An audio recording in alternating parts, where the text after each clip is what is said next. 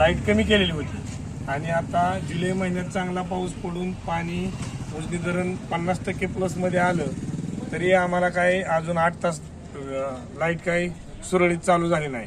त्यासाठी आम्ही 26 तारखेला आमरण उपोषण करत आहे आणि जर आमची मागणी नाही मान्य झाली तर आम्ही त्याच्यापेक्षा बी उग्र आंदोलन करून आमच्या शेतकऱ्यांना न्याय कसा भेटेल किंवा आम्हाला आमच्या सध्या आमच्या प्रपंचाचा प्रश्न निर्माण झाला आहे तरी सगळी लोक गप्प बसलेली आहेत. आमच्यावर इतका अन्याय होतोय की ते आम्ही आता शब्दात सांगू शकत नाही. तर त्यासाठी आम्ही 26 तारखेला आमरण उपोषणाला बसत आहोत.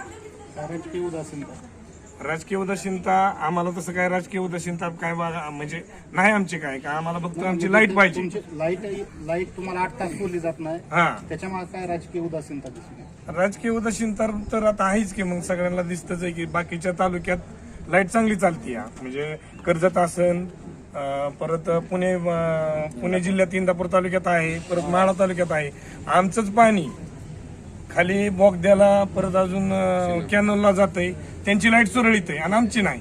तर आमच्यावर इतका अन्याय का त्यासाठी आम्ही आता रस्त्यावर उतरायचं ठरलोय. खरं तर आपण या आमरण उपोषणाचा 8 तास विजेच्या संदर्भात इशारा दिलेला आहे. किती जण बसणार आहेत उपोषणाला? आता आम्ही 8 जण उपोषणाला बसणार आहे पण आम्ही आता गावोगावी जाऊन बऱ्याच युवकांना किंवा धरणग्रस्ताला आम्ही विचारपूस केली. आता बऱ्याच गावातून आता उपोषणाला येणारे उद्यापासून त्यांना प्रशासनाला निवेदन देऊन अजून त्यात संख्या वाढ होईल. कारण आज फक्त धरणग्रस्तावर अन्याय केला जातोय.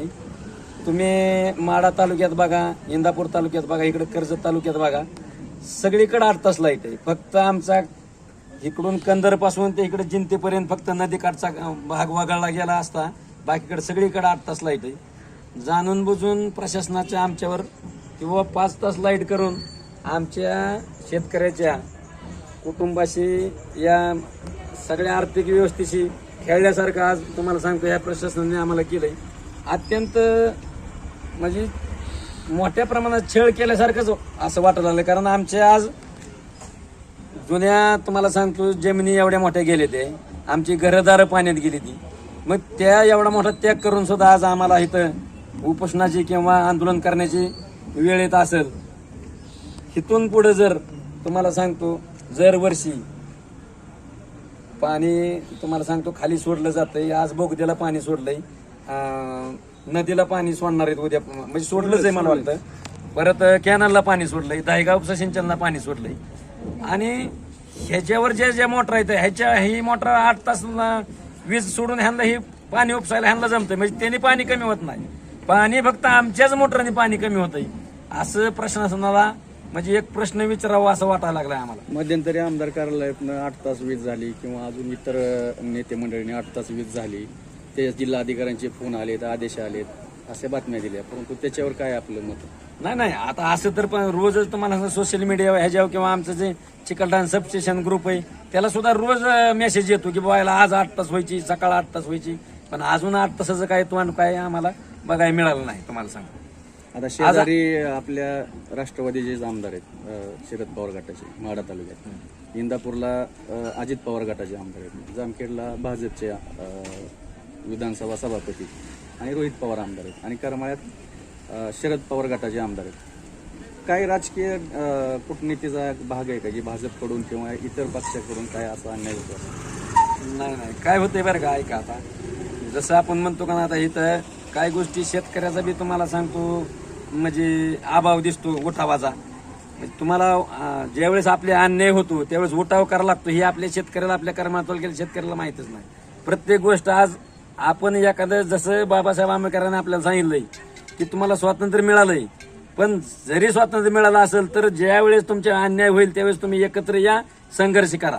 ही बाबासाहेब आंबेडकरांनी आपल्याला शिकवण दिली पण आपण ती शिकवण विसरून गेलोय.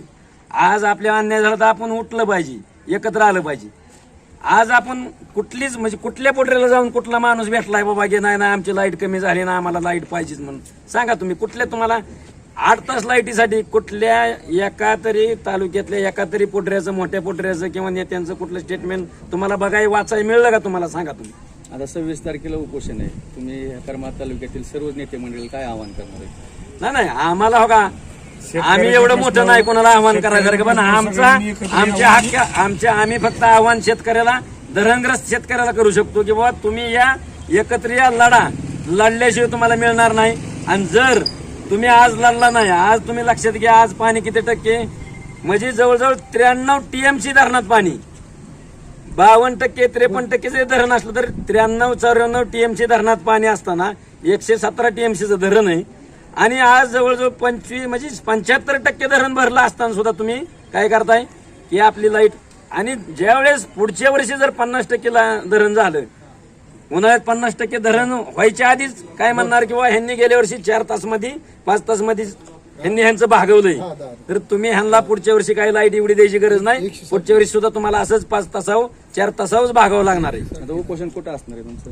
नाही, उपोषण आमच्याच तिथं कोटलिंग मंदिर, एक टोपेबा मंदिर तिथंच असणार आहे आमच्याच म्हणजे भागात. आणि आमची ती एक शेतकऱ्याची नीतीच आहे की प्रत्येकाने आपापल्या देवळात, मंदिरात जिथं बसेल तिथं तुम्ही उपोषण चालू करा. आता आम्ही अख्ख्या तालुक्यात धरणग्रस्ताला सगळ्याला आम्ही ती तुम्हाला सांगतो आज म्हणजे आव्हानच केलं की बाबा तुम्ही आपल्या हक्कासाठी सगळ्यांनी येऊन, ही काय लढाई आमच्या 8 जणांची नाही, काही नाही, अख्ख्या धरणग्रस्ताची लढाई ही आमची. तुम्हाला आपल्या जे आंदोलनाचं आपण आव्हान केलेलं आहे, या आव्हानाला किती गावांनी प्रतिसाद दिलेला आहे आणि किती गाव आम्हाला बरं का आता बऱ्याच ठिकाणावर शेतकऱ्यांच्या तरुण पोरांचा सगळ्यांचा फोन येतात किंवा यायला आम्ही तुमच्यापाशी बसायला तयार, पण आम्ही त्यांना म्हणतो तुम्ही आमच्याकडे आमच्या गावाचा कुगाव आसन, 2 नंबर चिकलठाण ह्यांचा पूर्ण पाठिंबा, पूर्ण प्रतिसाद आहे. बाया पोरांशी तिथं माणसं बसाय आम्हाला पूर्ण चांगला आम्हाला प्रतिसाद आहे. पण आम्ही ह्या बाकीच्या धरणग्रस्ताच्या गावाला म्हणतो की तुम्ही तुमच्या गावात हे आंदोलन तयार करा. तुम्ही इथं येऊन इथं गर्दी एकच आंदोलन करायची गरज नाही. आपल्या ह्या शासनाला, प्रशासनाला दिसलं पाहिजे की बाबा धरणग्रस्ताचा किती उठाव आहे, किती नाही, ही आपली ताकद प्रशासनाला आपण दाखवली पाहिजे.